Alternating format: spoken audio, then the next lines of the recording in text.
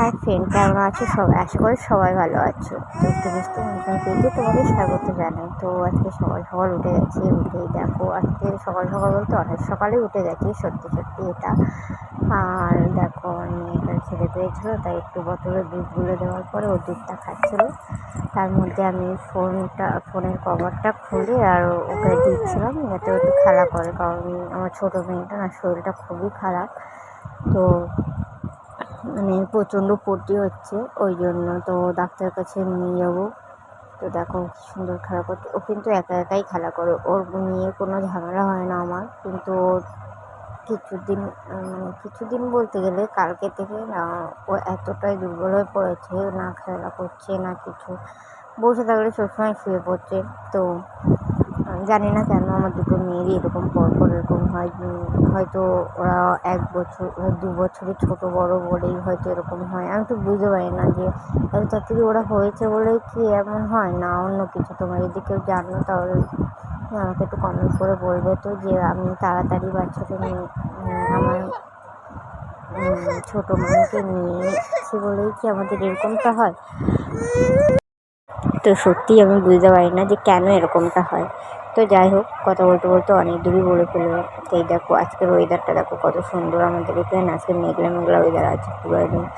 তো সকালবেলায় উঠে যত সকালেই করছি, একটু সকাল ছিল ওই জন্য এতটা ওয়েদারটা লাগছিলো। যখন আমরা ডাক্তারের কাছে যাই তখন একটু রোদ ছিল। তো এই যে আমি তো গুছিয়ে নিয়েছি, আর আমার নুনুকেও গুছিয়ে দিয়েছি। ওকে আমি বেশি কিছু পরাইনি, জাস্ট একটা গেঞ্জি একটা প্যান্ট, কারণ এত গরমে আর ও বেশি হেজিবিজি পরলে ওর শরীরটা অনেকটাই খারাপ লাগে। তো ওর জন্য বেশি কিছু পরাইনি, একটা গেঞ্জি একটা প্যান্ট পরিয়ে নিয়েছি। আর ওকে আমি সবসময় ছেলেদের মতন করে সাজাতে বেশি ভালোবাসি, আর ওর বাবাও ভালোবাসে, কারণ যেহেতু আমাদের ছেলে নেই, আমাদের দুটোই মেয়ে, ওই জন্য। তো দেখো, এটা হচ্ছে ওর যে অপর সাইড দেখলে ওটা হচ্ছে আমার একটা কাকির বাড়ি, আমার কাকি বলতে পারো নিজের।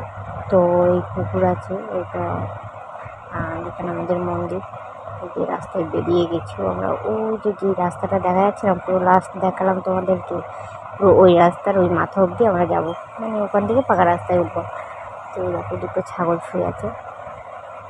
আর সব থেকে একটা বিষয় বলার ছিল যে সব কিছু তো নিজেদেরকে করে নিতে হয়। তো আমি কিছু আজ 3 দিন হচ্ছে আমি আলাদা হয়ে গেছি। তো ওই জন্যই যা কিছু হবে বাচ্চাটার, তো আমাকে নিয়েই ছুটতে হবে। আর বলতে গেলে আমি নিয়েই ছুটি, আমার দুটো বাচ্চার কেউ নিয়ে ছুটতো, আমার শ্বশুরটা যেত, কিন্তু যেহেতু ঝগড়া হয়ে আলাদা হয়ে গেছে তো ওরা তো আর যাবে না, তার জন্য আমি নিয়ে যাচ্ছি। আর দেখো আমার জায়ের মেয়ে, জায়ের ছেলে, ওর কিন্তু একটা ছেলে আর একটা মেয়ে, আমার কিন্তু দুটোই মেয়ে।